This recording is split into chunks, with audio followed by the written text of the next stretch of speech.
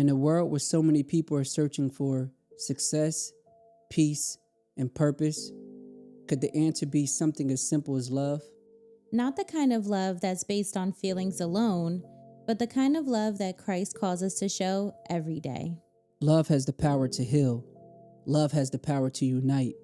And sometimes, love has the power to change a life. Today, we're talking about why love matters, why love can be difficult at times, and why choosing love can be one of the most important things that we are called to do.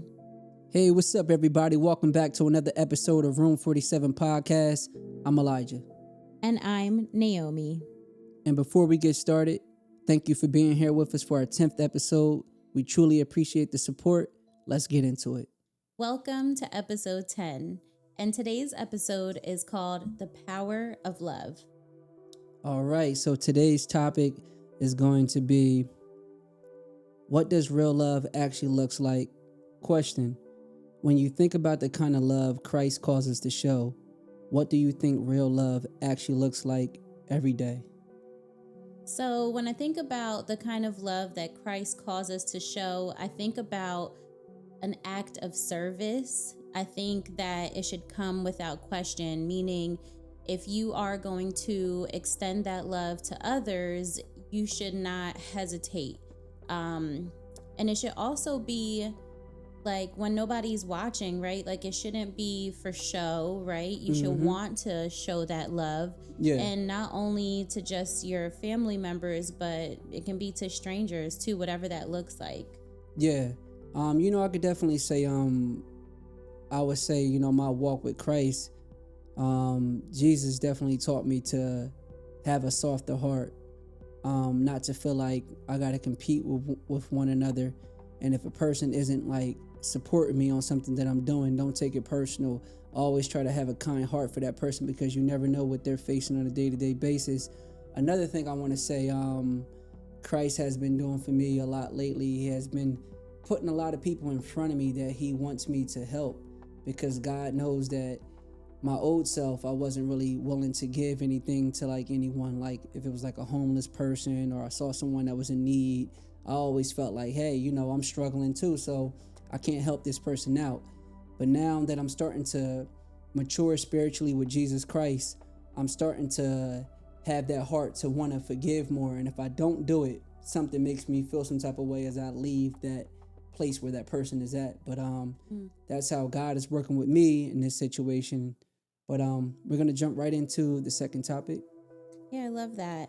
So topic 2 reads, why is love so hard sometimes?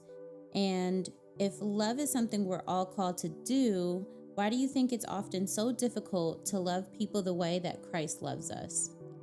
I think it's very difficult for us to love the way Christ loved us, to show that love to others, is because Christ has unconditional love. And when it comes to the type of heart that Jesus Christ has, he doesn't carry pride, walk around with ego, feeling like he's better than anybody. He has a very forgiving heart. And in order to kind of show that love to others, you need to be a little bit more spiritually mature. But I feel like that just comes with when you face the different trials and tribulations in your life. You'll learn to overcome things. And last time I did these certain things, I kept going through that same thing over and over. So once you become more spiritually connected with God, you'll learn to have a softer heart to care for others, just like Christ. But you'll never be perfect. Yeah, 1000%. So it can be hard to love people the way that Christ loves us, because like you said, Jesus Christ died on the cross to forgive us of our sins. So he naturally wants us to be forgiving. Yes. Now, while we can never reach that stature, we can try to get as close to that as possible, because he created us in the image of him. So what that may mean is just kind of softening your heart, like you said, learning to forgive others, even though it may take time, and extending grace.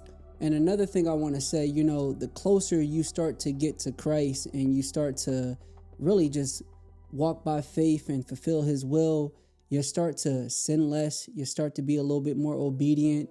you'll start to know from right from wrong. And it could be times where you're actually sinning and you really upset with yourself. And before you probably started walking with Christ, you never felt that way. But I know that's something that I face throughout my life. Whenever I feel like I'm not doing the right things that God want me to do, it really does bother me. And I know that that's not what I'm supposed to be doing. So as you mature spiritually with Christ, you will get better with that. Yeah, I love it. All right, so we just want to thank you guys. If you made it this far into the podcast, we have a couple questions that we would like to ask you guys. Naomi, you want to let them know? Yep. So what is one act of love or kindness that someone has shown you that you'll never forget? Do you think people show enough love and compassion to one another today? Why or why not? And what's one way you try to show love to others in your everyday life? Let us know, hear your perspectives, and leave a comment within the comment section. And we love to hear what you have to answer. And now we're going to move forward into the next topic, and that would be topic 3. Great. All right, topic 3. Can you love people who hurt you? Do you think it's possible to truly love and forgive a person who have hurt you? And do you think it's such a difficult thing to do? Well, this one is a tough answer because you can only really love and forgive someone who has hurt you if you can learn to forgive yourself. But also you have to really just let go of resentment.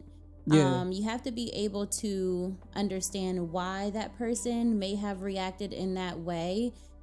Hurt people. So you have to kind of be forgiving and understand, okay, that person may have gone through something that made them react in that way. So, think to Christ and pray to Christ to have him show you how to forgive, right? And help you through that process. But in my situation, I do have a personal situation that occurred a few years ago, well, a long time ago, where I fell out with some of my best friends, my closest friends. And it all stemmed from them not being able to accept the fact that I had a long-term boyfriend who now is my fiance. And so when they would have somebody in their lives, I would be so supportive and genuinely happy, but I couldn't get the same in return. And I couldn't really understand why. For a long time, I was in denial. Yeah. And it took a couple of years to realize maybe, I have to distance myself from them. So now when I'm much older and much wiser and more spiritually mature, I'm able to just forgive them because they may not have known the effect that that may have on me. And also maybe, I don't know, it could have been other feelings there, but I have learned to forgive. Yeah. And that does feel better. Like it does take like a weight off of your chest, so to speak. Yeah. What about for you? Yeah, that's just a part of the purpose, when someone hurts you and you have to forgive them, it's just a part of both of our purpose. That definitely relates to me as well. Many years ago, maybe about 10 years ago, I had a falling out with my cousin. She may not know why I had a falling out with her. I was really upset because I reached out to her for something. And what I reached out to her was about, she just kept making it hard for me to get in touch with this person I was trying to reach to get some work done. She said, you can't text them, you can't call them, you have to email them. And I had no problem with emailing them, but she was just telling me all this stuff that didn't need to be said, So I emailed the person. He got back to me maybe within like a week and a half later. But when he reached out to me, I said, hey, what's up, man? I'm just curious to know how much do you charge for this and that and the third. Also, do you have this and that and that? And what location are you located at? And then I said, can you give me like 2 weeks to get my wardrobe up and I'll be back in touch with you? Reached back out to him, and literally 2 weeks later, never heard back from the person. I gave it a couple weeks, gave it a month, never heard from him. And then another family member saw me doing like a lot of great things throughout my career in the beginning. And they said, hey man, we got you this going, we got you that going. Now it's time to get these photos and stuff together. So he said, such and such takes pictures. I'm gonna reach out to him. And I said, nah, I already reached out to him. It never happened. I don't know why it didn't happen. And he said, well, I'm the big cousin, I'll make it happen. So I said, all right, no problem. So I just gave in with it. And the big cousin wasn't able to fulfill those, things for me as well. So I realized it must be something deeper than that. So it was like a grudge that I was holding for many, many years. And I was very upset with it. And I realized from me holding that grudge for many, many years, it kept me from growing. It kept me from becoming the person that God wanted me to be. And as I started to get more spiritually mature and connected with Jesus Christ, I was in the shower one day and God said to me, you know what, son? I know you've been hurting for a long time, but I want to release you and I need you to go and forgive. So I went down to my cousin's house. I actually called her up first, very early in the morning, and I forgave her. And then they said, yeah, you can come by if you're free. I came by, we hugged it out, made peace. And it's been the best thing ever for me. I felt like God really opened up a door and released the chains that been holding me back my whole entire life. So if you're holding a grudge against anyone, just let it go, give it to God, and start walking by faith, and God will give you everything that you deserve. So don't take it personal. Love is more than a feeling. It's something we choose to show through our actions every single day. And sometimes the greatest challenge isn't receiving love. It's learning how to give it, especially when it feels difficult. Real love isn't always easy. Sometimes it requires patience. Sometimes it requires grace. And sometimes it requires forgiveness. But when we choose love the way Christ calls us to love, we create space for healing, growth, transformation in our lives and in the lives of others. The love we give has a way of reaching people in ways we'll never fully understand. And if you want to see more love in the world, it starts with each one of us.